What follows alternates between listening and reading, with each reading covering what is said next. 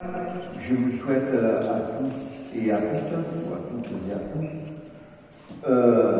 une bonne journée et un bon conseil. Je vais commencer l'ouverture de cette séance par l'appel nominal pour les fidèles de notre conseil de nos conseils municipaux. Les dernières fois, malheureusement, j'avais été obligé de faire des annonces suite à des décès qui étaient survenus et qui, bien évidemment, avaient marqué toute l'équipe municipale. Ce soir, j'ouvrirai cette séance avec une note beaucoup plus optimiste, puisque en consultant l'ordre du tableau, je me suis aperçu qu'aujourd'hui, 31 mai 2021, c'est l'anniversaire de quelqu'un qui nous est très cher, puisqu'il s'agit de l'anniversaire de notre Monique Ravel préférée. Et on l'applaudit.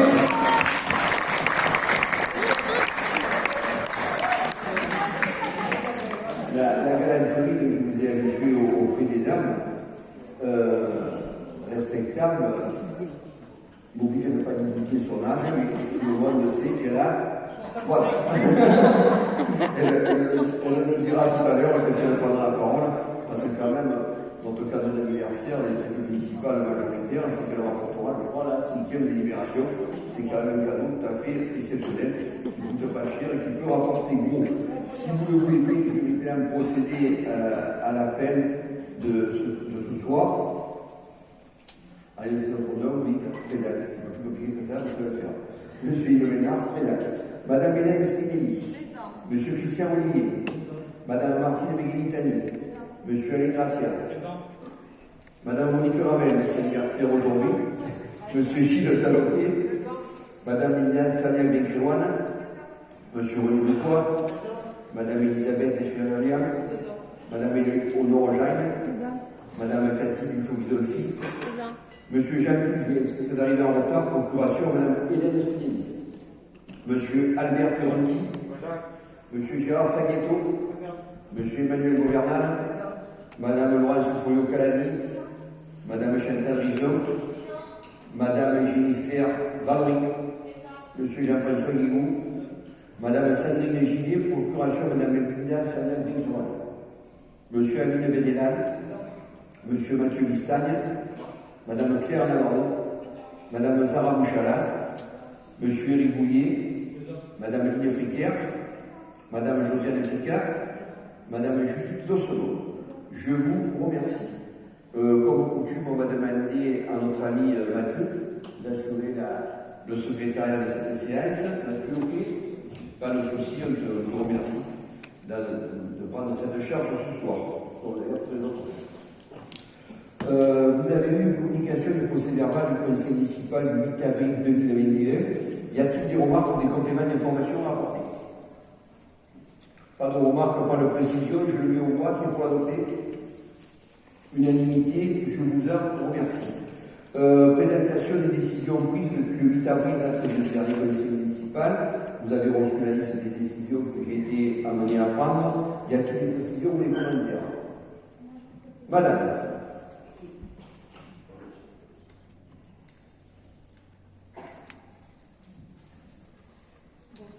Bonsoir. Je voulais poser une question par rapport à la décision numéro 57 et la décision numéro 65. Oui. La 57 étant donc la mise à disposition d'un terrain pour une association pour la création d'un skatepark. Donc ce terrain est situé sur l'Escaut, je crois bien. Et dans la 65, vous demandez également des subventions pour, entre autres, la création au Stade Pignol d'un skatepark. Donc, on va faire 2 skateparks sur l'Escaut. Si vous le permettez, notre conseil municipal légué au sport, qui maîtrise parfaitement à la fois son dossier de skatepark, va vous répondre. Alors, pour la 57, déjà, le site se situe donc, sur les anciens tennis clubs de l'Escaut. C'est le terrain du haut. Le second étant occupé actuellement par la Saint-Éloi.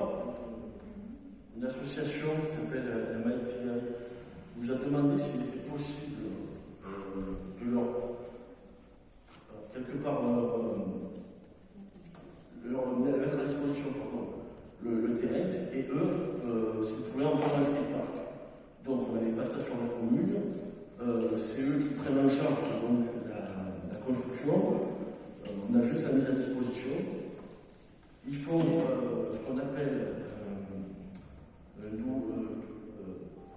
do-it-yourself. En gros, c'est eux qui le construisent de A à Z. Donc, on n'a pas toute l'opposition à leur laisser à disposition le terrain.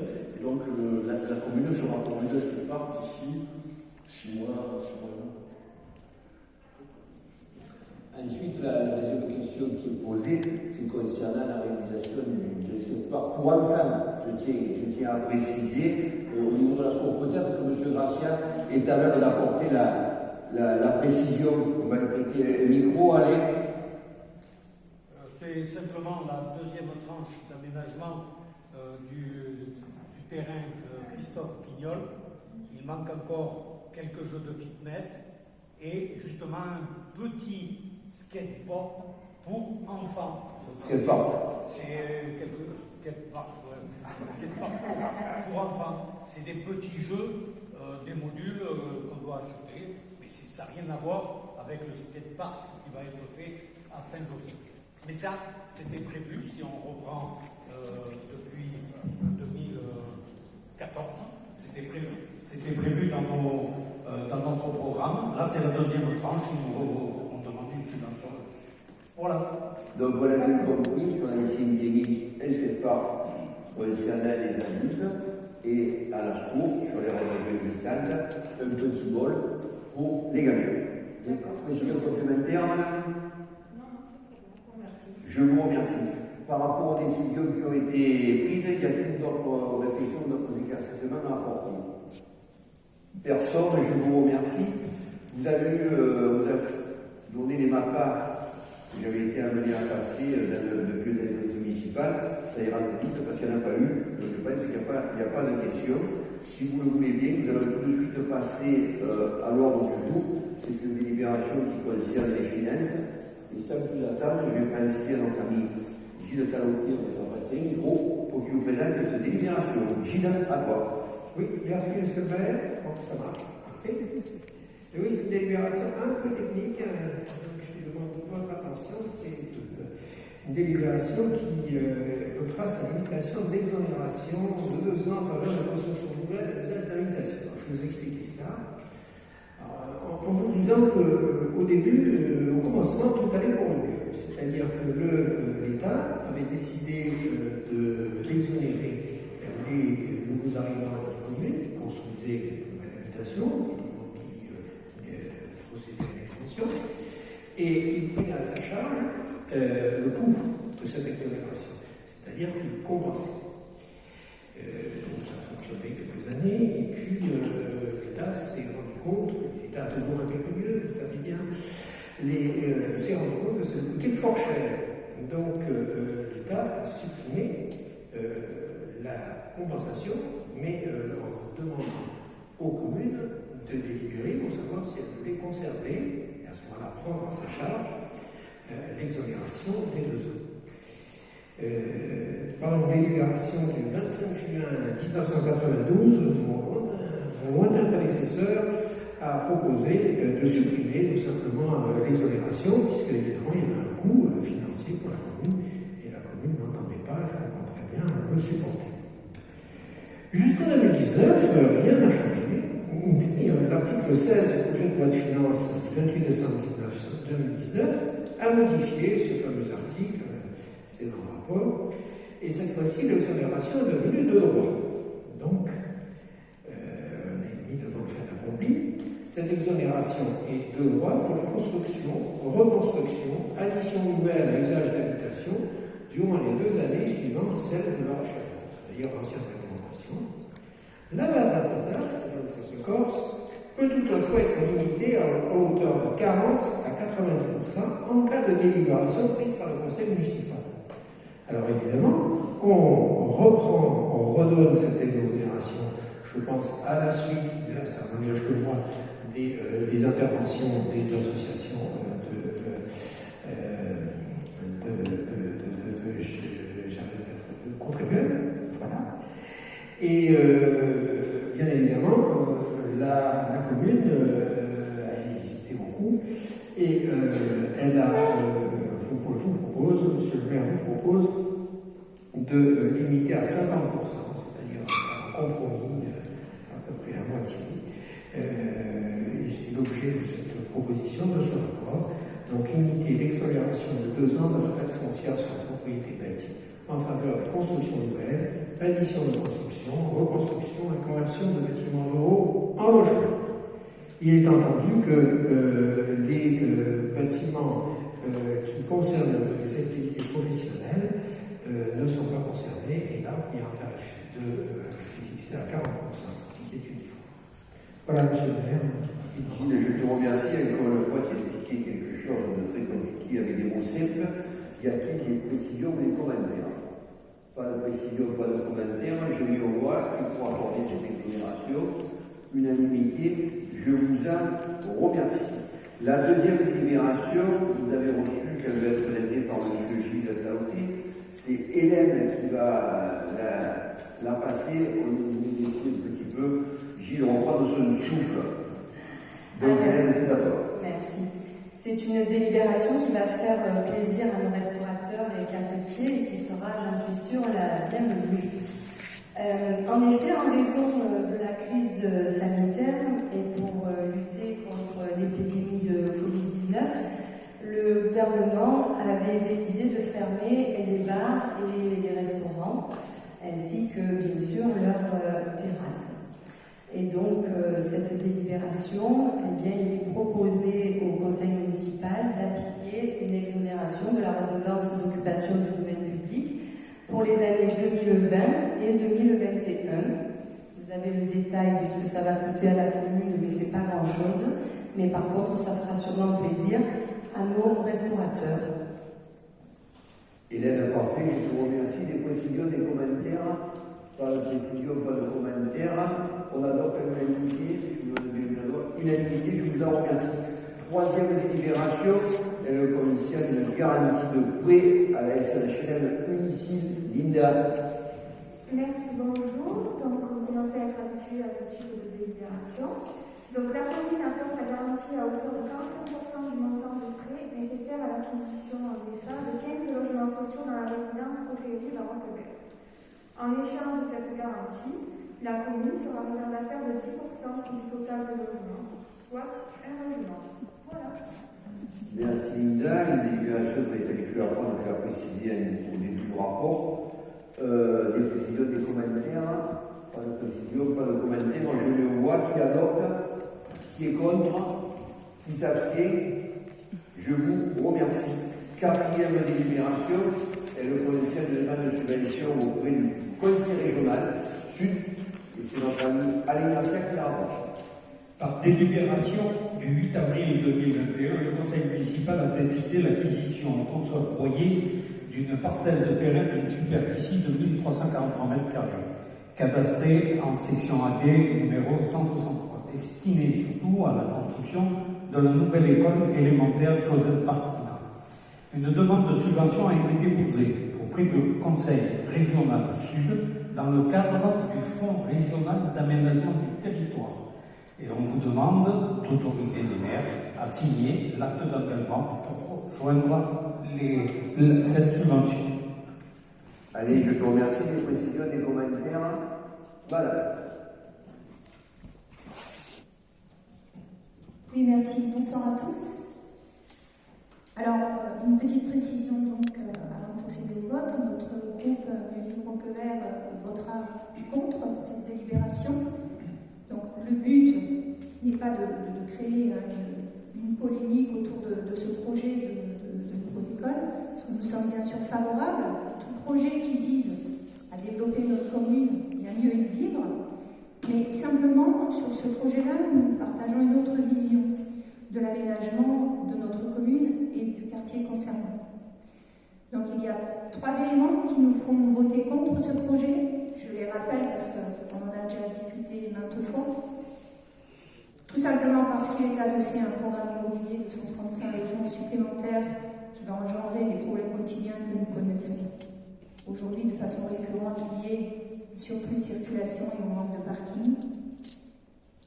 Il est conjoint également à la destruction de l'école Martinin, que nous aurions-nous préféré réhabiliter plutôt que la salle de Raymond Reynaud, qui est un bâtiment aberrant en termes d'économie d'énergie et d'usage.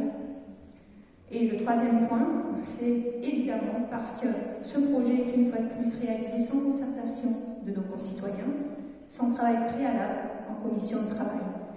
Nous aimerions bien voir appliquer quelques règles simples et démocratiques, à savoir que sur un projet impactant fortement la population, serait judicieux de prévoir quelques réunions d'information permettant le débat.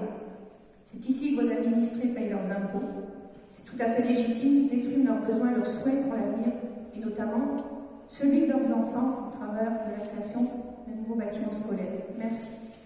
Je vous remercie, je ne commenterai pas l'intervention que vous avez faite parce qu'on en a débattu 1000 fois. Je vous rappellerai celui à l'âge crédit que c'est fait dans l'infraction pour compte les billes. On verra bien quand le projet sera réalisé, ceux qui après c'est en premier roi. Et sur cette base-là, vous verrez qu'ils seront très satisfaits parce qu'effectivement, vous n'avez pas la même vision que vous pourrez avoir vous, pour une raison très simple, c'est que malheureusement, il y a beaucoup de pannes financières que vous ne maîtrisez pas. Notamment la réhabilitation de la lycée d'école, notamment la concertation. Et croyez-moi, on travaille, madame, donc on ne va pas rentrer dans le débat ce soir. Je mets tout de suite au vote qui est pour demander cette délibération, qui est contre, vous l'avez précisé. J'aimerais savoir ce que forme l'impliquant dans le dossier, puisque de mémoire, elles n'appartiennent pas au même groupe. Alors, écoutez, bonsoir, monsieur le maire. Bonsoir. Je rejoins quand même la position de mieux vivre pour la vie. Par contre, on s'abstiendra, on vote. On s'abstient. On a noté au niveau des services, je vous remercie de vos votes et de vos explications de vote. 5e délibération, et voilà, c'est le cadeau de Monique. Monique, modification du règlement intérieur. Oui, donc alors merci pour mes 18 ans d'être tous là, c'est très très gentil. Voilà.